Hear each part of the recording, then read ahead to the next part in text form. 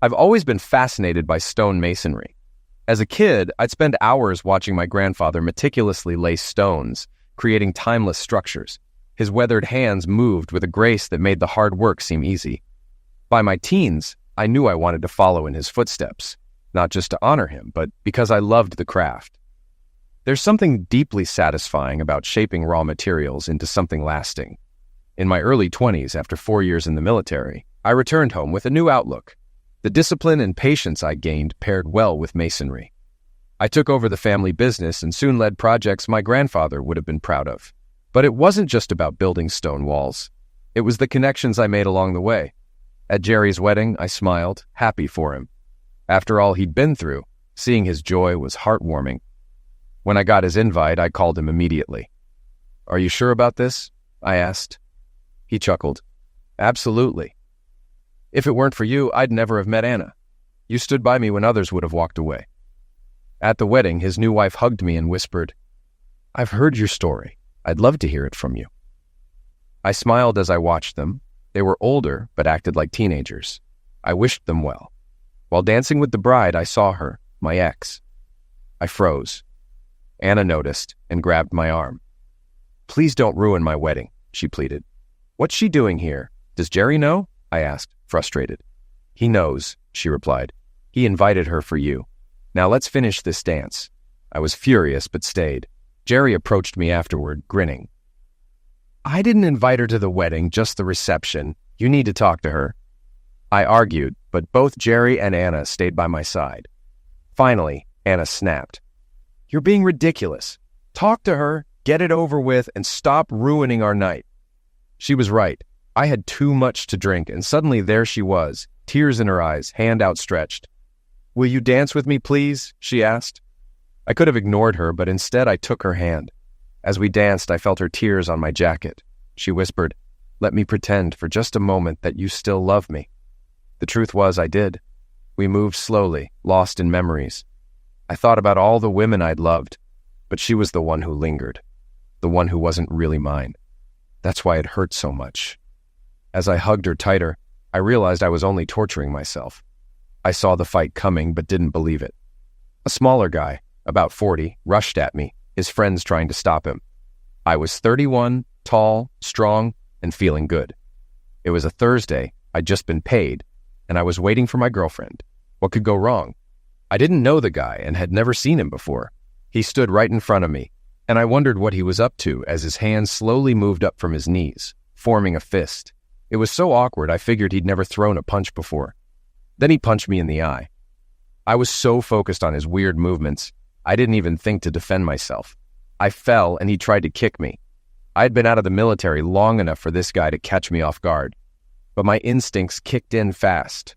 I rolled, grabbed his leg, and pulled him down, trapping him easily.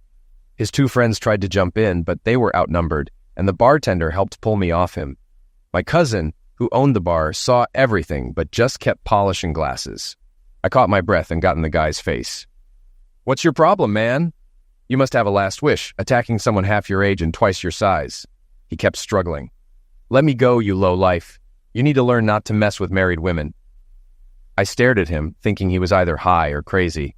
I shoved him off and stood up. "I'm not doing anything wrong, but if you come at me again, you'll regret it. Got it?" He didn't. He came at me again, and I knocked him out with one punch. I told his friends to get him out, and the bartender backed me up. They dragged him away, and we all laughed it off until my date arrived. She saw my bruise and asked, "What happened?" Some guy thought I was messing with his wife and sucker punched me. Sad, really. He was older, short, and didn't know how to fight, but he had guts. As I explained, her face went pale. I tried to lighten the mood. "Relax, I'm fine, but if you want to kiss it better, I won't complain." She kissed me and teased, "He must have been crazy to attack you. Didn't he notice these muscles?" Later, I found out she just wanted me to describe him again. He was older, short, a bit out of shape, but had nerve. If his wife really was cheating, it could get ugly. Melody excused herself, saying she wasn't feeling well. My cousin, the bartender, chimed in. "Guys like that are the ones you have to watch. They snap when they find out their wife's cheating. I've seen it 100 times. Let's hope you rattled him enough to stay away." I agreed. "I hope he finds the right guy and deals with him, but he needs to get his facts straight first." Melody came back looking upset. "Sorry, the hospital called. Big accident on the highway and they need help. I'll call you tomorrow if I'm not too tired." She kissed me and left. She was a trauma nurse, so this happened often. Luckily, she had a few days off after her long shifts while I worked out of town most of the week. No, I don't have a fancy job flying around the country solving big problems. I lay stone. That's right, big rocks. My dad was always traveling for work, making big money for his company. So my mom mostly raised my sister and me on her own. She did a great job, but when I was 12, my dad left her for a younger woman. It broke her heart, but my grandfather, who never liked him, stepped in. Dad tried to rush the divorce and cut off her medical benefits, but Granddad hired a top divorce lawyer and made sure she got what she deserved. Dad backed down when his career was threatened and moved to the West Coast. We hardly saw him after that, except at my high school graduation when he offered to pay for college if I moved out west. I refused and kicked him out when he insisted. That was the last time I saw him. My mom later remarried a good man, and I became a big brother at 15. My stepdad offered to help pay for college, but I joined the military instead, serving 4 years, including a year each in both Iraq and Afghanistan. Afterward, I used my military benefits to go to school while working for my grandfather. Granddad was a master stonemason. I started learning from him at 14, working summers and after school. In Afghanistan, I built walls around our positions, and when one of my walls saved lives, the other guys started helping. The local Afghan masons were incredibly skilled, and I learned a lot from them, too. When I got out of the service, I joined the family business. Soon I was managing jobs with just a couple of assistants, while Granddad handled the big projects. He was planning to retire, but before he could, a texting driver run over him while he was crossing the street. He died instantly. He had already transferred the company to me by that time, and I took over at age 27. We specialized in building dry stone walls. No mortar, just skill in laying stones to keep them stable. It's a difficult craft, but we were the best. Before Granddad passed, he secured a contract to repair walls at 5 of the state's oldest universities. Some of these walls were over 300 years old. I had a crew of master masons and journeymen at each site, paying the journeymen based on their skill level, with the chance to increase their wages over time. There was some concern about whether I could handle the contract after Granddad's pass away, but I reassured them. The same skilled masons are still working, I said, and the quality won't suffer. They kept the contract with us, knowing how rare good masons are. I didn't enjoy managing the business without doing the hands-on work, so I hired my sister Becky, who had just graduated with a business degree. She was good at spotting poor work and could lay stone herself. We ran the business together with help from our stepdad Jerry, who was an accountant. My younger brother, Jerry Jr., was 15, and I promised him a summer job learning the trade. Though he had a talent for math and might not stick with masonry, I knew he'd be valuable no matter what path he chose. I was 30 when I met Melody. One Thursday night, she came to the bar with friends, and we felt an instant attraction. My cousin Billy, who owned the bar, often had live bands playing country music, and I watched Mel dance a few fast songs, admiring her grace. When she came to the bar as a slow song started, she grabbed my hand, saying, "I don't want to waste a good slow song. Let's dance." I was so surprised, I just followed her while my friends laughed. Dancing with Mel felt like magic. She moved so close, like we were the only two in the room. By the end of the song, I think I was already in love. She was about 5'9", and with heels, she could look me right in the eye. When the song ended, she didn't let go of my hand and pulled me to her table to meet her friends, though I couldn't remember their names. We talked until closing, and one of her friends urged her to kiss me and get my number before leaving. She kissed me, asked if I'd be there the next night, and told me to meet her at 7:30 for dinner. Then she was gone, leaving behind her perfume and the taste of her lips. Back at the bar, Billy teased me. "Not bad, Bandit. If she'd held out a hoop, you'd have jumped through it." My nickname came from my real name, Jesse James, and my dad had picked it because he admired the outlaw's Robin Hood reputation. I had a rough history with women. My first serious girlfriend broke up with me before I left for the military, saying she didn't want to wait for an uncertain future. We met again after I returned, but we'd both changed, and the spark was gone. The second was Cindy, a college volleyball star. She was tall, athletic, and incredibly arrogant, used to getting her way. She believed she was special, and the whole campus treated her like royalty because her team won several national championships. I wasn't bad-looking myself. 6'1", muscular from my masonry work with sandy brown hair, pale blue eyes, and a permanent tan from working outdoors. One day, Cindy and her entourage walked into a crowded bar where I was eating alone. She asked me to give up my table for her and her friends. Assuming I'd leave, she smiled confidently. I just smiled back and kept eating, surprising her by not giving in to her demands. After a couple of minutes, she snorted, "Are you going to leave or what? We're waiting." "When I'm done or a smaller table opens up, I'll gladly give it up. Or, since I have plenty of space, you're welcome to join me." One of the guys spoke up. "You can go stand at the bar." I smirked. "Standing while eating will make your legs even bigger. I'm already struggling to find a decent 14-year-old girl. Don't make it harder." He growled, "Maybe I'll make you leave." He was about 5'10" and looked fit, but his posture said he didn't know how to fight. I looked at him, took a sip of tea, ate a fry, and sighed. 3 outcomes here. 1, you knock me up, and everyone thinks you're an idiot for picking a fight with someone minding their business. 2, I knock you, and everyone thinks you deserved it for being an idiot. Or 3, you let me finish, and I'll be gone in a minute. Let your friends sit while you grab drinks. I'll be out of here by then. He pouted, and Cindy, watching all of this, finally said, "Brian, stop. Just get the drinks. We'll sit here if this gentleman shares." By then, I was done. I stood, pushed the chair out for the girl nearest me, and said, "Please take the table. I'm finished. Have a nice evening." I reached for my cane, revealing the cast on my leg from a student dropping a rock on my foot. Cindy's eyes widened. "Stay and let us buy you a beer," she offered. "Thanks, but I can't drink due to my meds." Brian came back, saw the cast, and smirked. He followed me outside, thinking I'd be an easy target. "You think that cast will save you?" "It'll make things easier," he said, threatening me. Without a word, I turned and jabbed my cane into his groin. He dropped instantly, groaning, and wet himself. I calmly said, "Don't get up until I'm gone. If you do, I'll assume you want trouble, and you won't like what happens next. Grow up." When I walked out, Cindy and her friends had noticed his absence and came out just in time to see our interaction. They helped him up and dusted him off. Cindy started asking around the restaurant about me and eventually tracked me down. One night, when I walked into the bar and grill, she pointed to an empty chair. "I saved you a seat," she said. I was about to sit elsewhere when she touched my shoulder. "Please, just for a moment. We owe you an apology. Brian was an idiot, and he's not with us anymore." I sensed sincerity and sat down. I was surprised to learn her friends weren't airheads. One was studying political science with a job offer from a lobbying group, another was heading to Yale, and a third was getting an MBA from Wharton. Cindy was majoring in sports psychology, planning to use it after her volleyball career. They discussed their futures and occasionally asked for my opinion. I chimed in when I could. When the conversation shifted to my work, one friend asked, "Wow, that's a niche market. Is it good money? What's your business plan?" I raised my hand. "It's great money. I'll never be rich, but I'll be comfortable. Most of my work comes from word of mouth, and my services aren't for everyone. I usually work on multi-million-dollar properties. Right now, I've got 2 major projects with developers and a restoration contract for the state college system. I've been doing this for 2 years, and tomorrow I'm flying out to pitch similar contracts in other states. I'll probably hire local masons to handle the new workload. Even when the economy struggled, I stayed busy because the wealthy always need quality work." Everyone was surprised, and Becca, a business major, spoke first. "I'm writing a paper on niche businesses. I might focus it on your company if you're okay with it."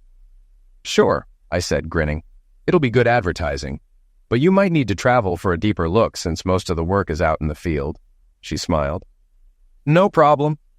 My parents fund anything school-related." Cindy didn't look thrilled but stayed quiet.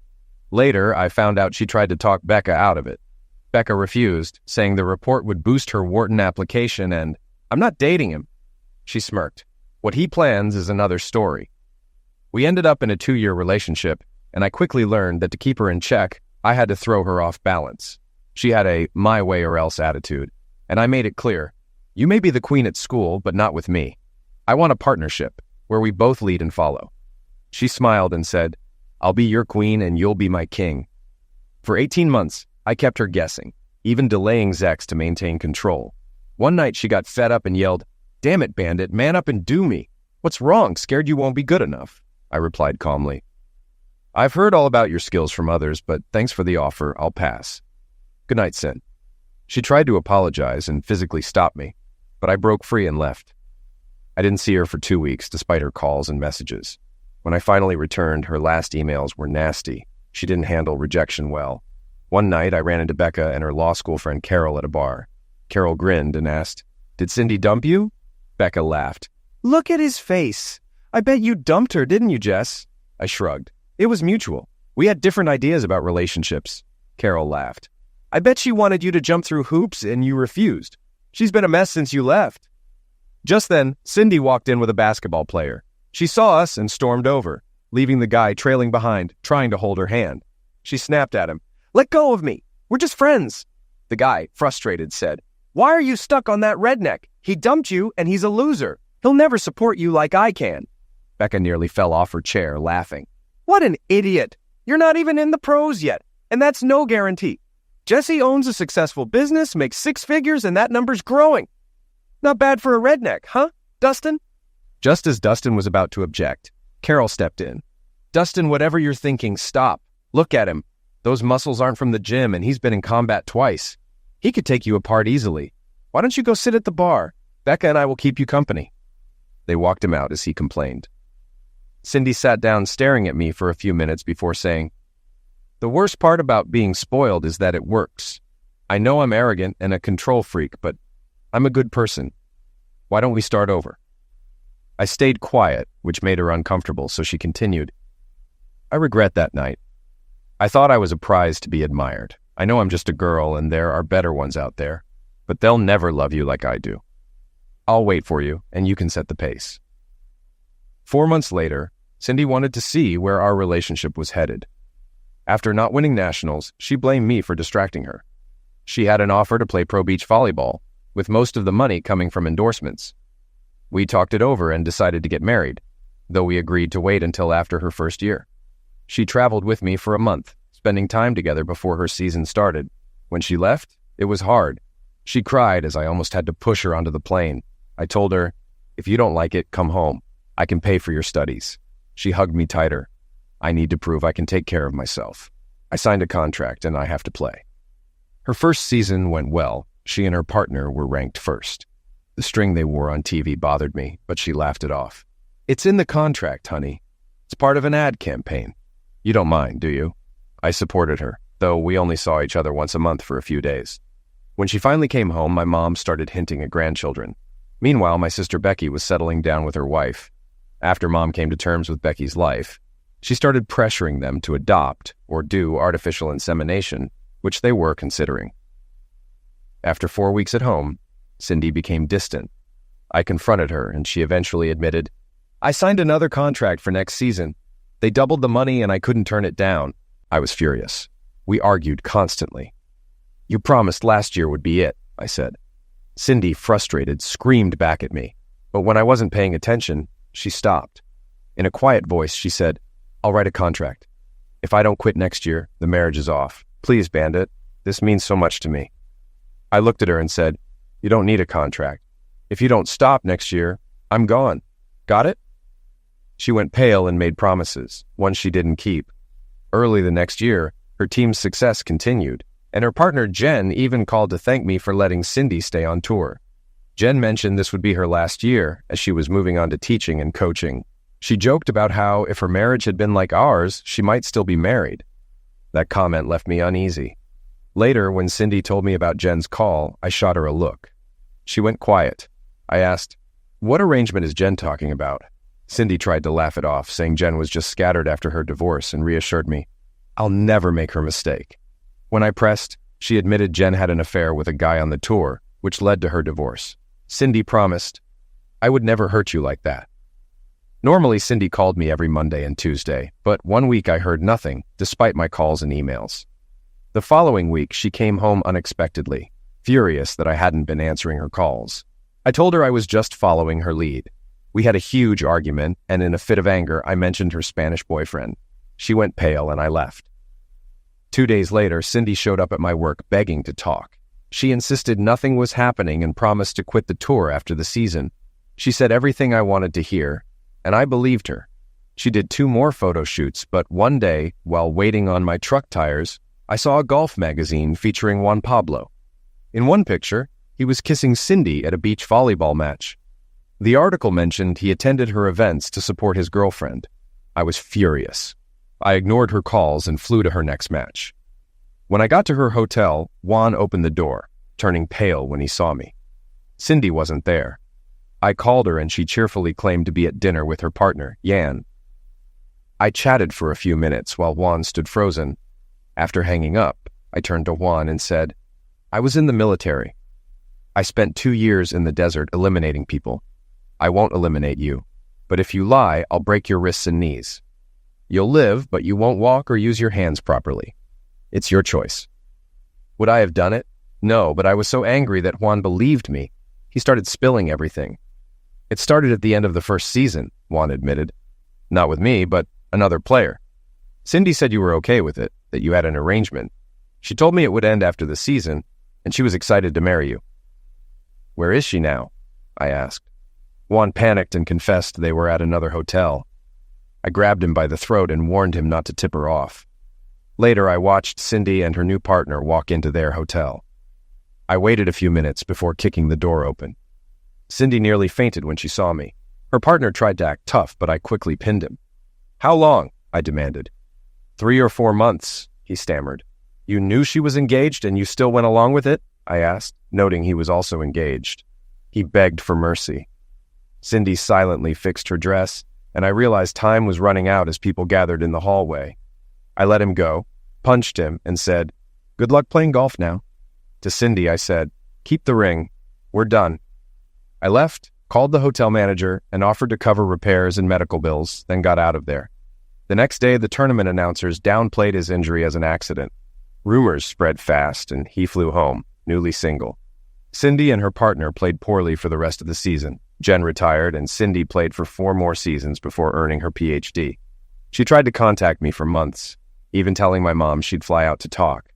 My mom laughed and told her off, and Cindy never came. For 2 years, I had trust issues with women. Then I met Melody, and things changed. She was a trauma nurse, and our schedules aligned. We took it slow: dinners, dancing, museums, and baseball games. It wasn't long before I was head over heels for her.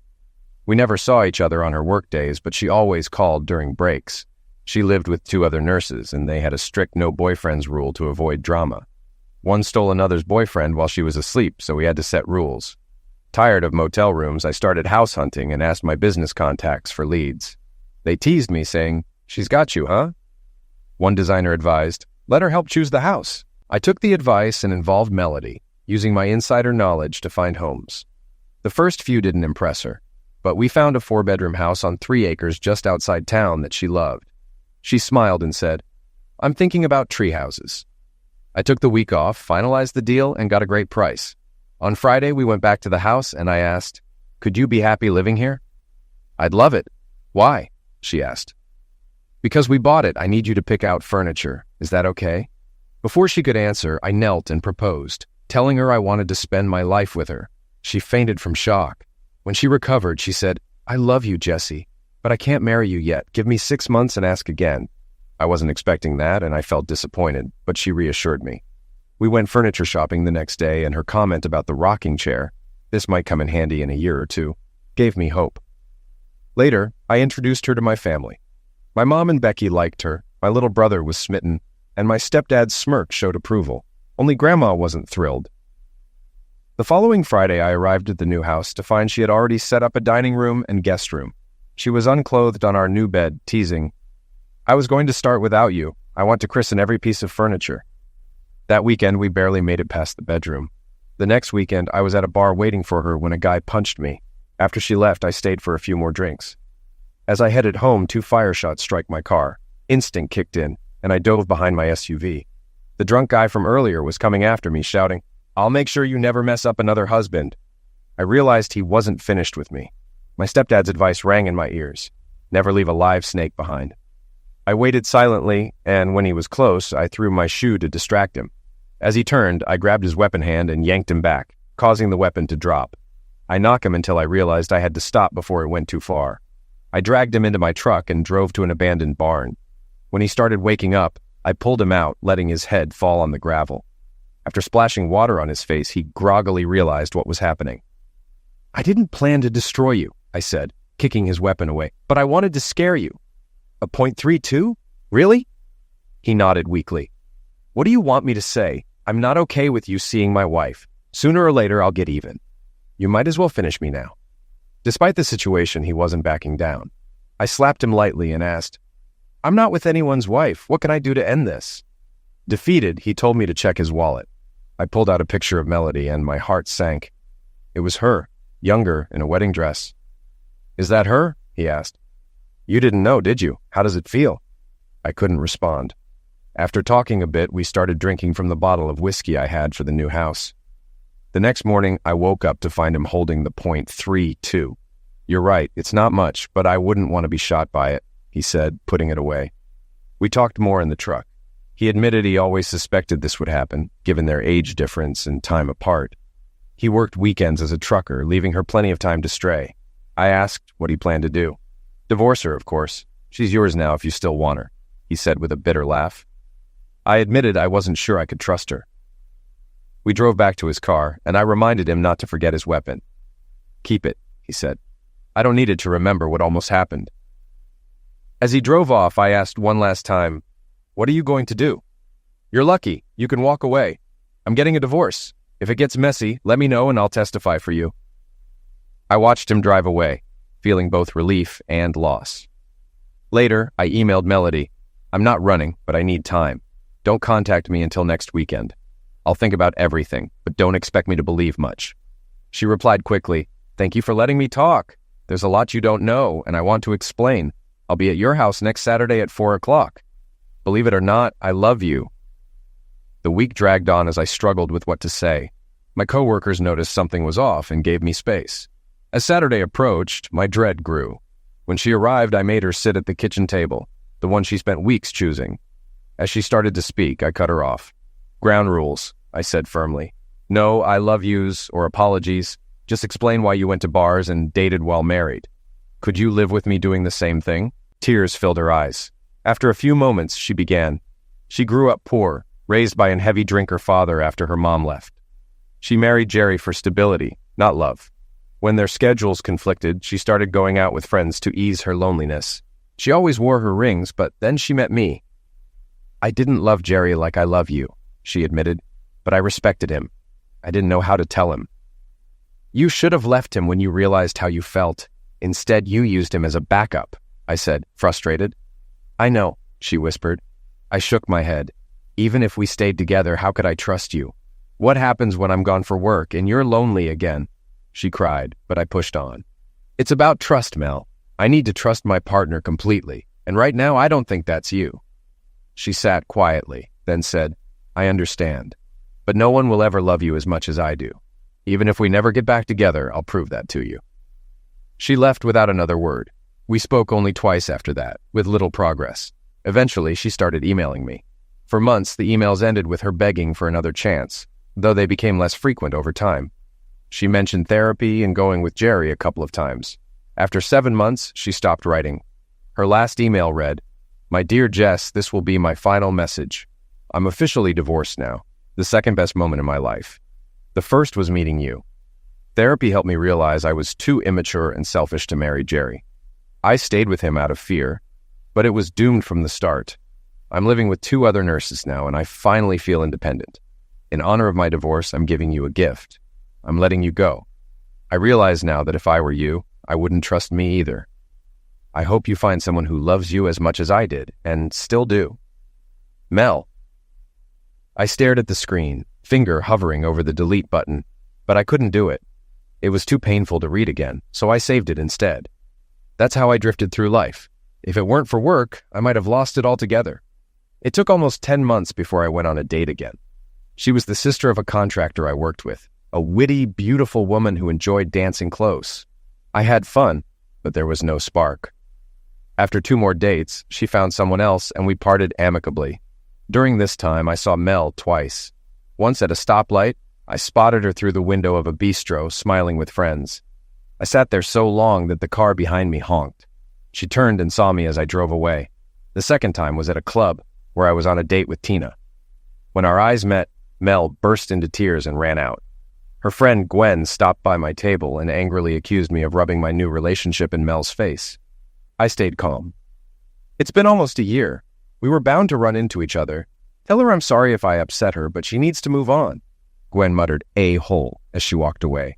Tina, noticing the tension, asked for the full story, and after I explained, she said, "You're not over her. I saw your face when you noticed her." Jerry, who had started coming to my cousin's bar, and I eventually became friends. He admitted he still missed her sometimes. He told me one of her nurse friends mentioned they called her Nun because she hadn't dated since me. She blamed it on how much I had spoiled her. Jerry shared that Mel had been writing letters of apology as part of her therapy. I admitted I'd received one, but didn't elaborate. Jerry had moved on, though. He started dating a military widow, and they were a great match. I helped sponsor his stepdaughter's softball team, and we even planned his bachelor party. Watching Jerry's happiness made me think about my own future, wondering if I'd ever be in the stands cheering on my own kids. I threw myself into work, taking on more contracts than we could handle. My family eventually convinced me to slow down, reminding me that quality was key. I passed on some jobs to competitors and got things back on track. Then I ran into Becca, a college friend, who offered me a contract to build a small stone cottage. I agreed, and as I worked, I discovered an old stash hidden in a chimney.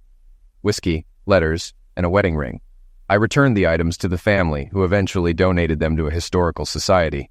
The story made the papers, sparking a wave of chimney excavations. Becca later invited me to a party to show off my work. While there, she mentioned she still kept in touch with Cindy, my ex. She showed me photos. Cindy had cut her hair and gained some weight, but she looked happy with her second husband, David. Becca told me Cindy had come clean about her past and was trying to make this marriage work. Surprisingly, I was genuinely happy for her. I hadn't thought about her in years, but it seemed like she had finally found peace. Meanwhile, I stopped dating, trying to figure myself out. Melody's ghost still lingered in my mind. On a whim, I sent her an email. "Mel, I wasn't trying to make a statement when I saw you at the club. It was a coincidence, and I had no intention of hurting you. If it's any consolation, it ruined my night too. Jess," she replied the next day. "I'm sorry I ruined your evening. I know it's over between us and we'll never be together again, but I can't stop loving you. I've given up trying. Time hasn't healed me. It's only made me miss you more. I got a job offer at another hospital far enough away that we won't run into each other. I think I'll take it and start fresh. Maybe then I'll finally move on. I wish you happiness, Jess. Mel. P.S. If you ever want to talk, just text." I thought about it. We didn't see each other much, but if moving would help her, I was fine with it. Maybe one of us could find happiness. And here we were, dancing. The feeling was both familiar and different. Jerry bribed the orchestra to play 3 slow songs in a row. I would have stopped after the first, but she held on. When the music finally ended, she clutched my arm. "Will you sit with me for a while, please? I'll beg if I have to." To avoid embarrassment, I agreed. She led me to a small table in the back where we could talk. She made small talk for a minute before I stopped her. "Just say what you really mean, Mel." She looked at me, her face determined. "You. I want you back. I've tried to let you go, but I can't stop loving you. I can see it in your eyes. You still care about me. Why don't we start over? Give me one chance. If it doesn't work, I'll leave you alone. Please, just one date." She kissed me on the cheek and left. I watched her talk to Jerry and Anna before disappearing out the door. Jerry sat down next to me. "Well?" he asked. "Well, what?" I replied. "Are you going to give her another chance? You deserve it." I stared at him in disbelief, but he only sighed and added, "Since meeting you, she hasn't been with anyone else. She even apologized in a letter, saying she caught something at work and needed 6 months to clear it. She's been through a lot." I thought about it for 2 weeks. Then I called Mel and invited her to a concert in a neighboring town. After a long pause, she quietly said, "Yes." We met at the playground before the concert. She wore a pale yellow sundress, and her smile lit up when she saw me. We walked around, window shopped, and watched the show.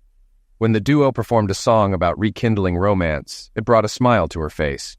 After the concert, I suggested we grab pizza at Yanni's, one of our favorite spots. She agreed, tears in her eyes. We shared a pizza, and afterward, I walked her to her car. She hugged me, kissed my cheek, and drove off. I stood there wondering what it all meant. We went out 2 more times. A movie, where she snuggled up to me, and a day at the local fair.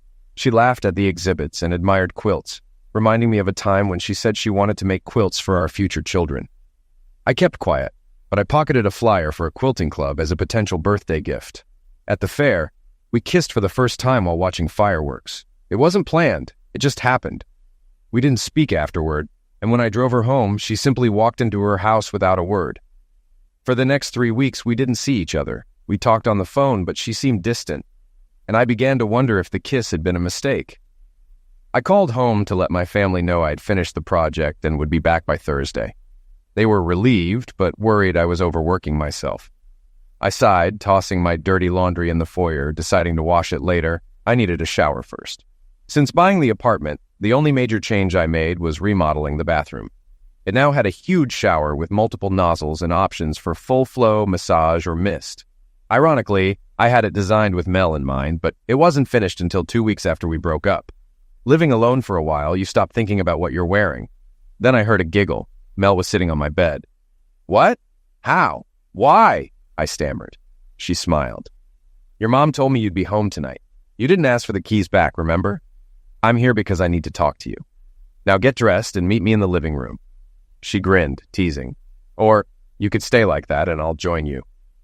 Flustered, I quickly grabbed some clothes. When I came out, she was sitting in the rocking chair, smiling at me.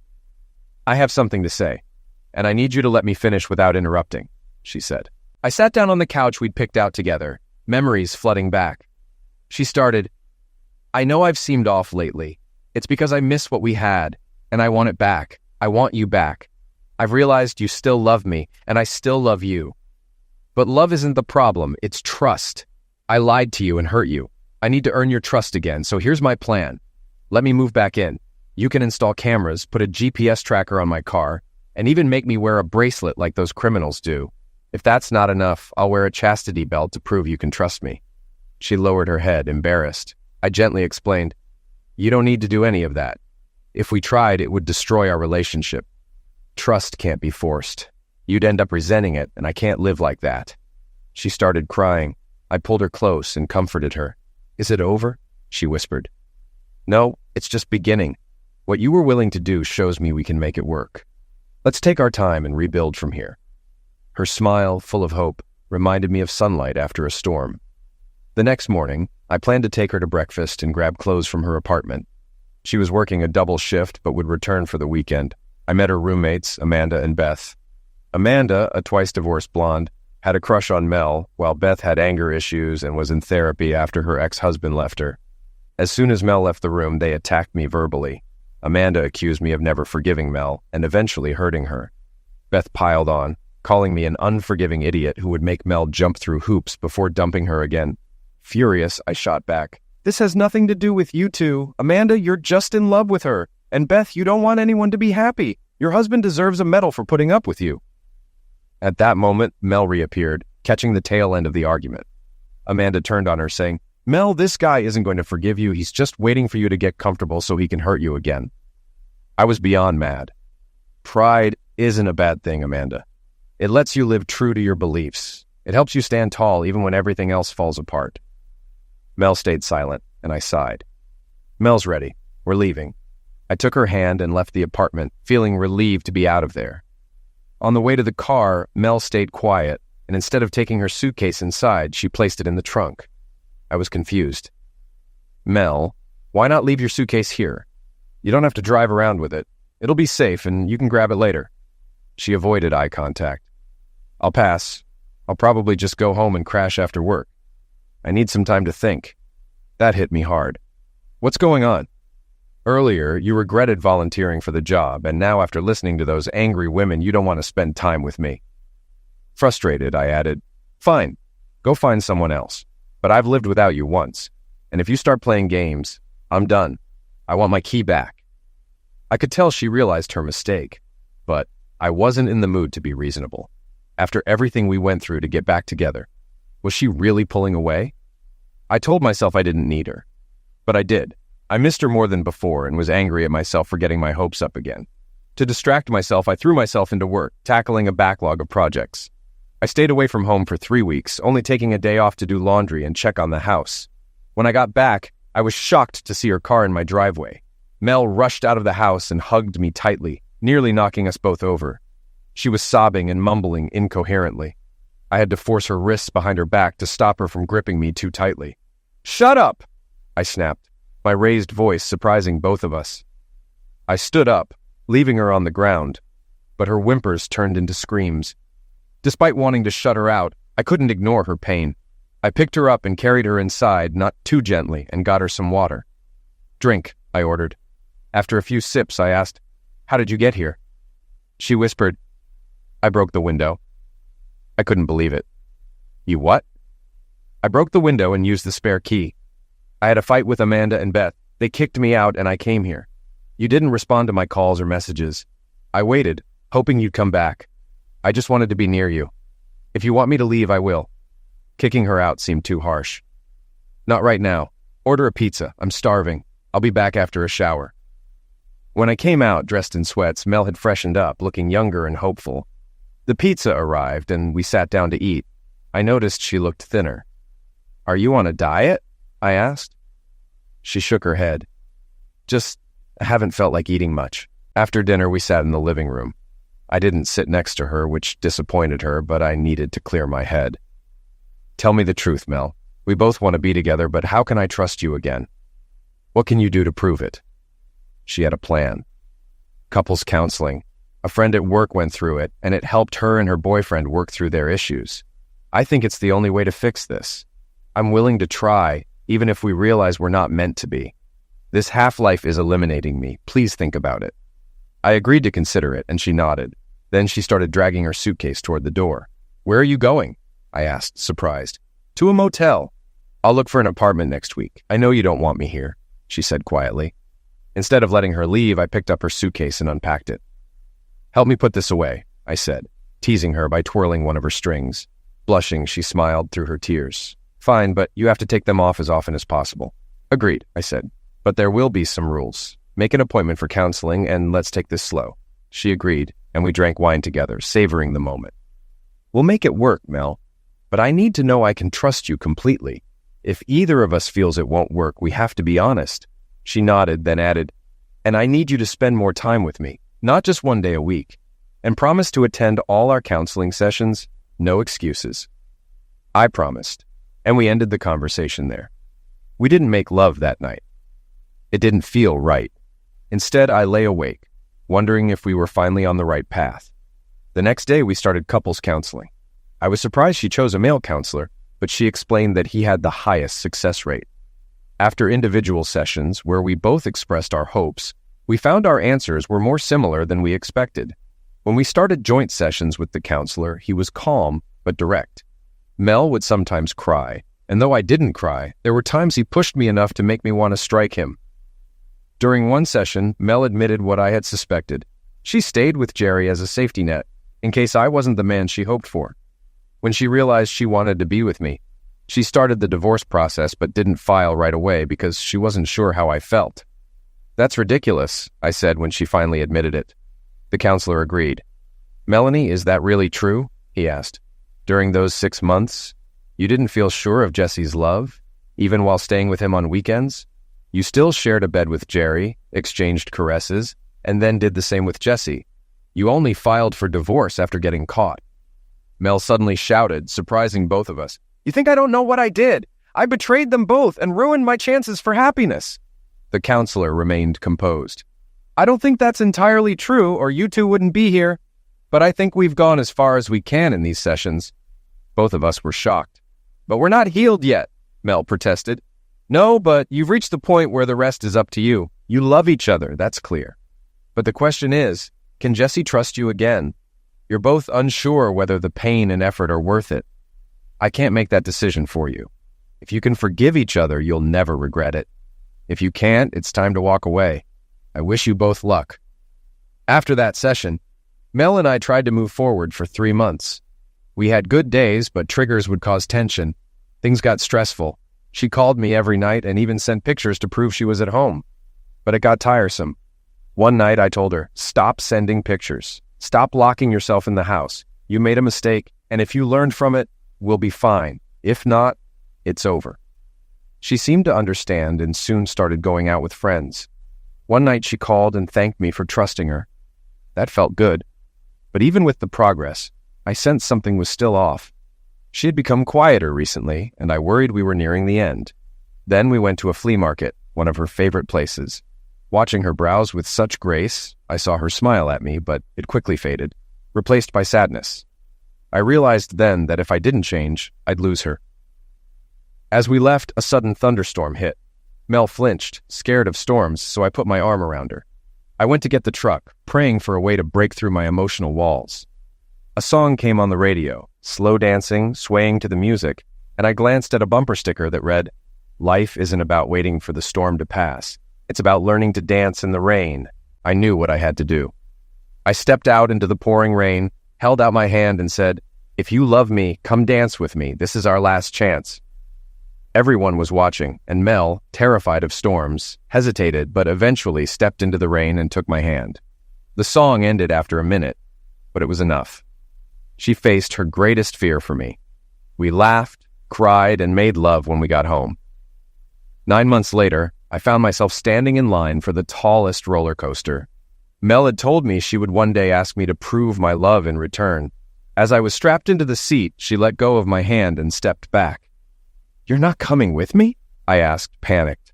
Tears welled up in her eyes as she smiled. "I can't," she said softly. "Why not?" I yelled as the ride started. That's when I saw the sign.